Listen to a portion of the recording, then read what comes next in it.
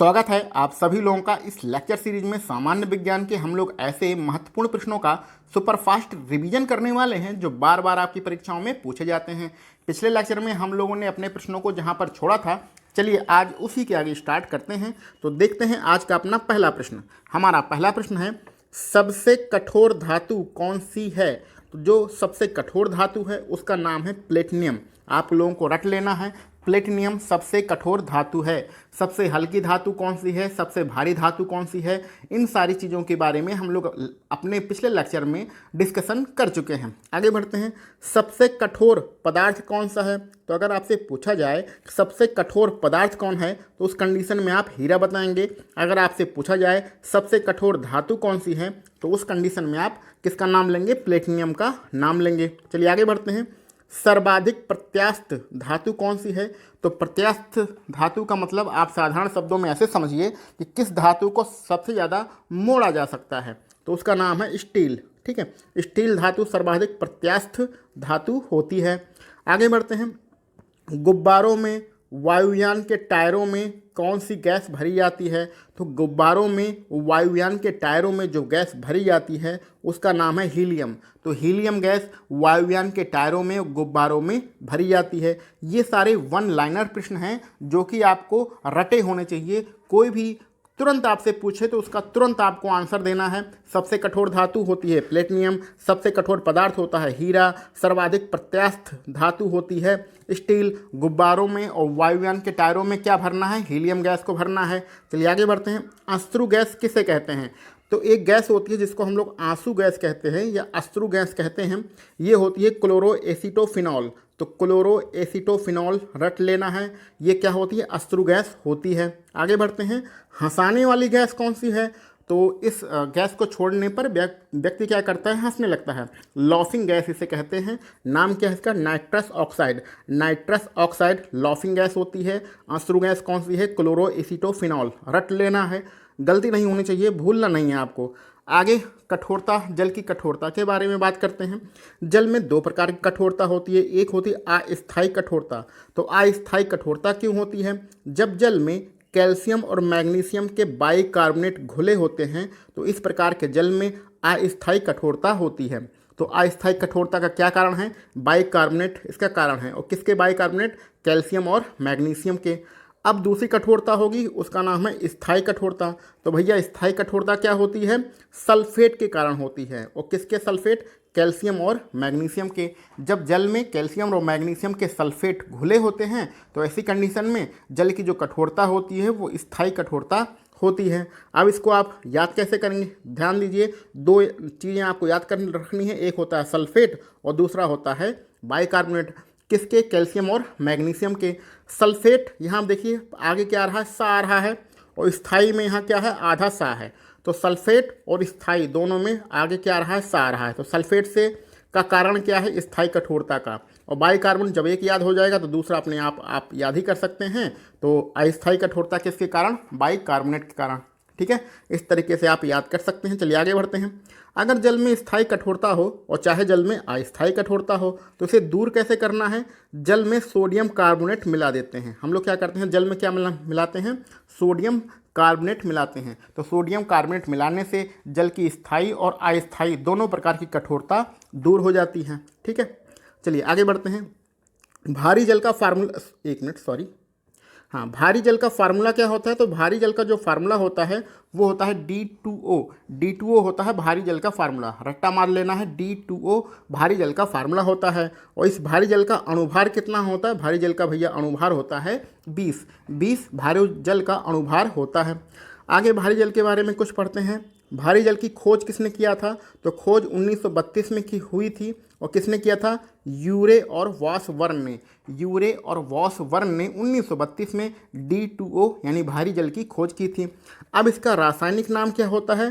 तो रासायनिक नाम होता है D2O यानी ड्यूटीरियम ऑक्साइड।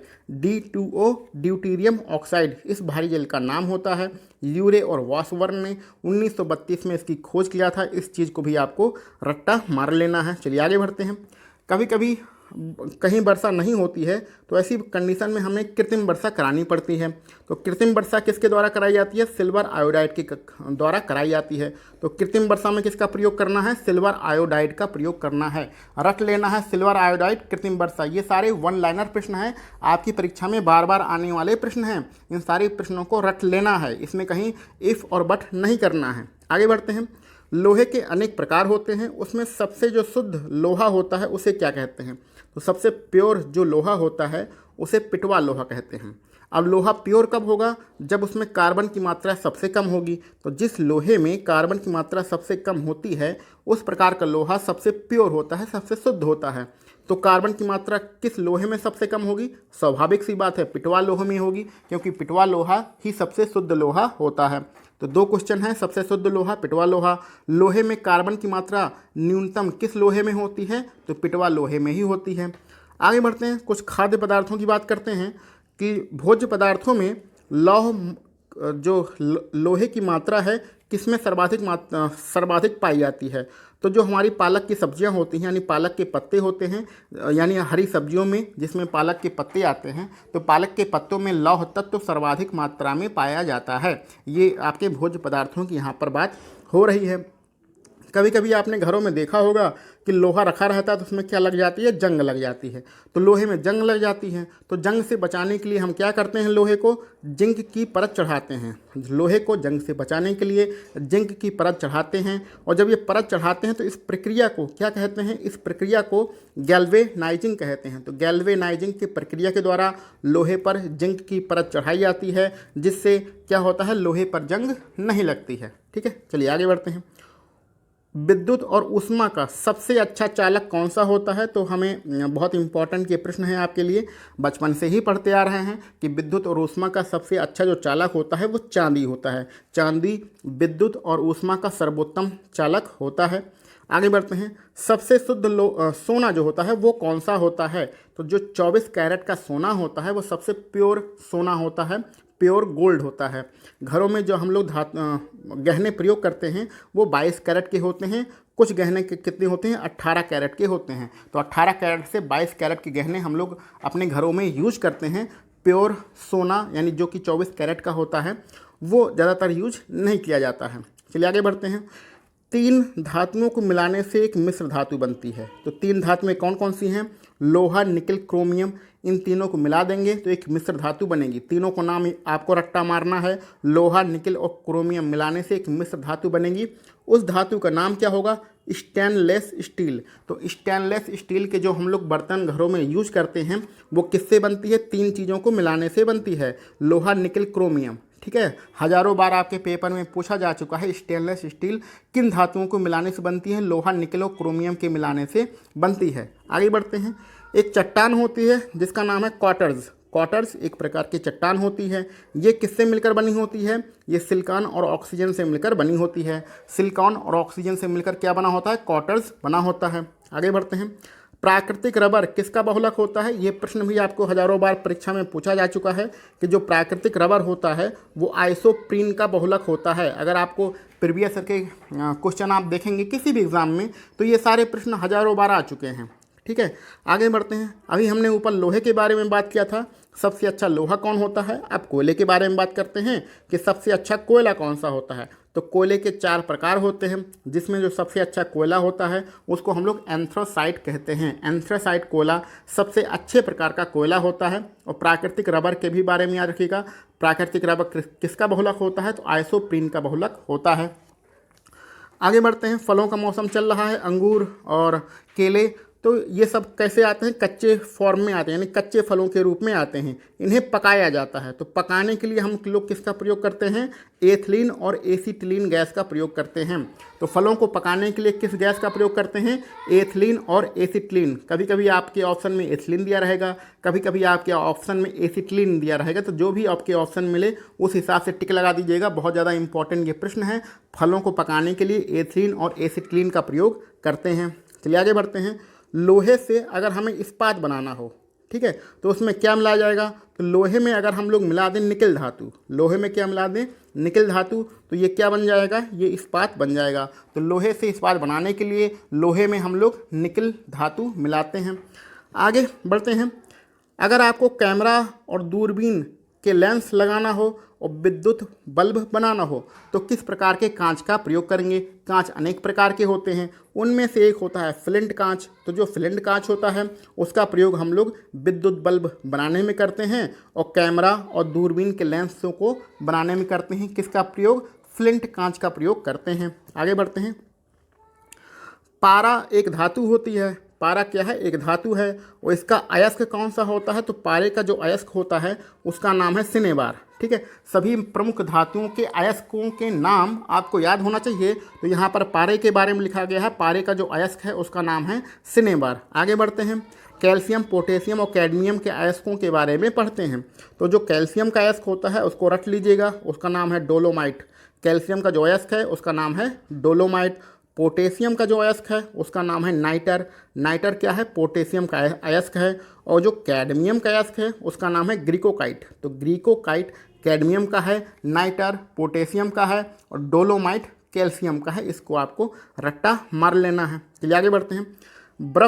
जो बर्फ़ होती है उसका द्रवणांक यानी बर्फ़ कितने डिग्री सेंटीग्रेड पर पिघलती है और हिमांक यानी कितने डिग्री सेंटीग्रेड पर वो जमती है वो कितना होता है? तो वो 0 डिग्री सेंटीग्रेड होता है। तो बर्फ़ के लिए द्रवणांक और हिमांक दोनों एक ही पॉइंट होते हैं। कौन से? 0 डिग्री सेंटीग्रेड। इस चीज़ को आपको याद रखना है। आगे बढ़ते हैं। एक मोल किसके बराबर होता है? तो एक मोल होता है 6.022 इंटू 10⁻23 एवोगाड्रो संख्या के बराबर होता है। तो 6.022 इंटू 10⁻23 ये वैल्यू होती है। किसकी वैल्यू होती है? एक मोल की वैल्यू होती है। एक मोल को ही हम लोग एवोगाड्रो संख्या कहते हैं। तो एवोगाड्रो जो संख्या होगी उसकी वैल्यू भी 6.022 इंटू 10⁻23 होगी। वैसे ये ज़्यादा इंपॉर्टेंट नहीं है, आप इसको छोड़ना चाहें तो छोड़ भी सकते हैं। चलिए आगे बढ़ते हैं अपने अगले प्रश्न पर। हीरे का जो हीरा होता है उसका आपेक्षिक घनत्व कितना होता है? तो हीरे का जो आपेक्षिक घनत्व होता है वो 2.23 होता है। ठीक है, और हीरे का अपूर्णांक कितना होता है? तो हीरे का जो अपूर्णांक होता है वो 2.417 होता है। 2.417 ये अपूर्णांक है और 2.23 ये आपेक्षिक घनत्व है। चलिए आगे बढ़ते हैं आज के अपने अंतिम प्रश्न पर।